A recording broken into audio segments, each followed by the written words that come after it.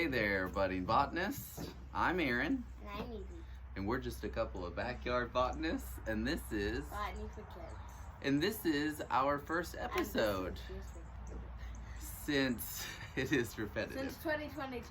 This is our first episode of the spring. And today, of this year. Today we're talking about one of the first flowers you see blooming outside in a lot of different places. What are these flowers called? Daffodils? Yep, these are daffodils.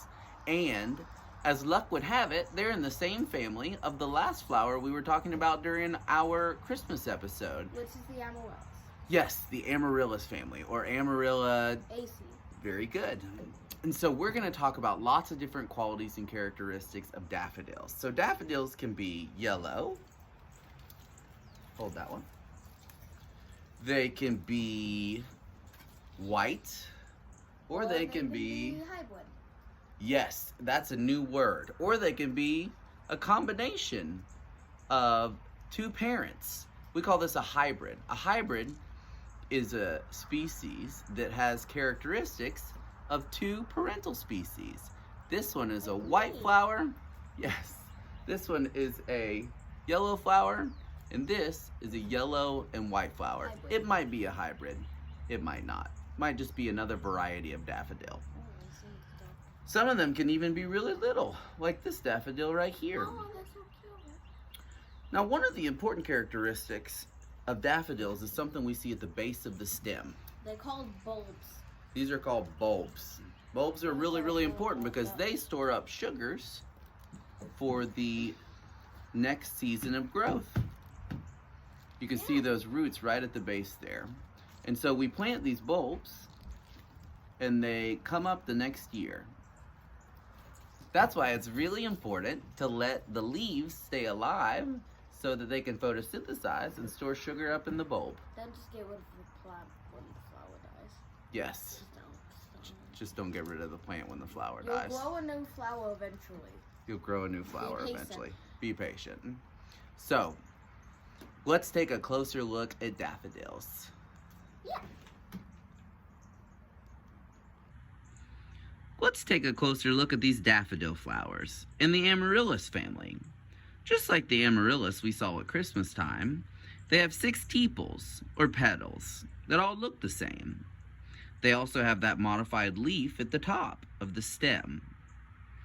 We also see something special in these daffodils, and that's a cup in the middle. We call that cup a corolla, and we call all the petals or tepals around it the corolla. Lots of cool different parts of the flowers that we can talk about in daffodils. Welcome back. So we actually forgot something in that first part. We want to tell you a cool story about the scientific name of daffodils, and their scientific name is Narcissus. Do you want to tell them where that word comes from? Yes. Well, Narcissus is basically like, you've heard of the word like Narcissus, right? To like represent someone that's full of themselves. Maybe. They have, maybe. But I'm gonna tell you the meaning behind that. And it's like, there was a guy, like, in Greek mythology. Yeah, a long time ago, who was so obsessed with himself, he went to the lake and stared at his reflection every day. And this happened so often that one day he actually fell in and drowned.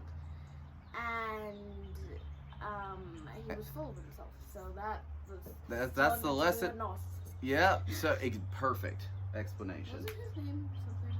That was his name, Narcissus. Yeah, so that's where we get the word narcissist, which means you love yourself too much. You don't want to stare at your reflection too much, otherwise, you know, something bad could happen. You'll fall in and drown. So one more time to review the qualities and characteristics of daffodils. They come in many shapes and sizes. They can be big, small. They can be white. They can be, can you find us a yellow one? It can be yellow. Or they can be mixed. They can be a hybrid of white and yellow. They smell good. And at the base of the stem, we have a swollen part that we call a Bulb. And you can see the roots right there. And that bulb stores up what? Seeds. Sugars. But you're right, it kind of can do something like seeds. It can make little tiny bulbs, which make even more plants. Okay? Little tiny bulbs. Yes, we call those little tiny bulbs bulbules. So, as always, I'm Aaron. And I'm Evie. And if you get we're a bit rusty. It smells like honeysuckle. It smells nice, doesn't it? Oh, yep.